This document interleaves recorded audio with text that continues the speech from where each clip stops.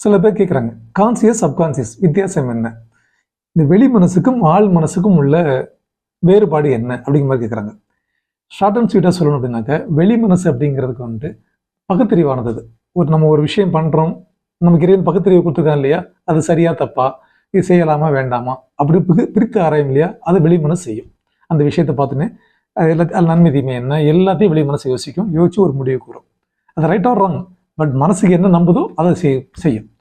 ஆனால் ஆள் மனசு அப்படி இருக்கு பார்த்தீங்களா, அதுக்கு இது மாதிரி எதுவுமே கிடையாது. வெளி மனசு என்னத்தை உள்ள கொடுக்குதோ அதை அப்படியே வாங்கி வச்சுக்கிறோம்.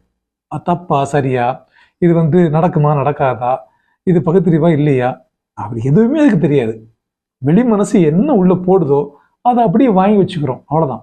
வாங்கி வச்சுட்டு அதை டெவலப் பண்ணுறதுக்கும் அதை எக்ஸிக்யூட் பண்ணுறதுக்கும் ட்ரை பண்ணணும், அவ்வளோதான். அந்த விஷயத்தை செயல்படுத்தணும், அதுதான் வெளி மனசு செய்யுமே தவிர, ஆள் மனசு பண்ணுமே தவிர அதுவாக ஒரு விஷயம் சிந்திக்காது. வெளி மனசு கொடுக்கறத சிந்திக்கும்.